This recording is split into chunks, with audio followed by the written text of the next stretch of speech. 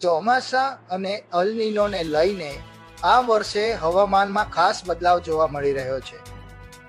હવામાન વિભાગના અંદાજ મુજબ અલ નીનોની અસરના કારણે સમગ્ર દેશના વરસાદમાં લગભગ 8% સુધીની ઘટ જોવા મળી શકે છે, જેનો પ્રભાવ ગુજરાત સહિતના અનેક રાજ્યો પર પણ પડી શકે છે. હાલમાં દક્ષિણ પશ્ચિમ ચોમાસું ઝડપથી આગળ વધી રહ્યું છે અને મહારાષ્ટ્ર, કર્ણાટક, તેલંગાણા, આંધ્રપ્રદેશ તથા ઓડિશાના અનેક વિસ્તારો સુધી પહોંચી ગયું છે, જ્યારે આગામી 2-3 દિવસમાં તે વધુ વિસ્તારોને આવરી લેવાની શક્યતા છે. ગુજરાતમાં સામાન્ય રીતે 15 જૂન આસપાસ ચોમાસાની શરૂઆત માનવામાં આવે છે અને આ વર્ષે પણ તે સમયસર પહોંચવાની શક્યતા છે. જોકે શરૂઆતના દિવસોમાં વરસાદ છૂટાછવાયા અને હળવાથી મધ્યમ સ્વરૂપે રહેશે.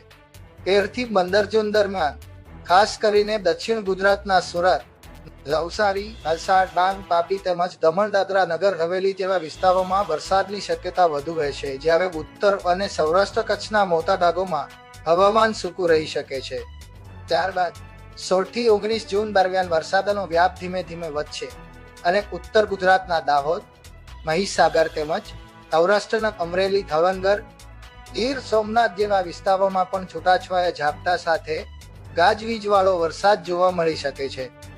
હાલમાં ઉત્તર હરિયાણા આસપાસ સક્રિય વેસ્ટર્ન ડિસ્ટર્બન્સ અને દેશભરમાં ફેલાયેલ ટ્રફ સિસ્ટમના કારણે વાતાવરણમાં અસ્થિરતા જોવા મળી રહી છે, જેના કારણે પ્રી મોન્સૂન પ્રવૃત્તિઓ પણ વધી રહી છે. સાથે સાથે કેટલાક વિસ્તારોમાં ભારે ગરમી યથાવત છે, જ્યાં તાપમાન 40 ડિગ્રીથી પણ વધુ નોંધાઈ રહ્યું છે. આ બધાની વચ્ચે સૌથી મહત્વનો મુદ્દો એ છે કે ચોમાસાની ગતિ સારી દેખાઈ રહી છે, પરંતુ અલ નીનોની અસર વચ્ચે વરસાદનું વિતરણ અસમાન રહી શકે છે. એટલે ક્યાંક ભારે વરસાદ તો ક્યાંક બ્રેક જેવી સ્થિતિ પણ સર્જાઈ શકે છે. આગામી દિવસોમાં ચોમાસું વધુ આગળ વધશે અને હવામાનના ફેરફારો પર સતત નજર રાખવી જરૂરી રહેશે.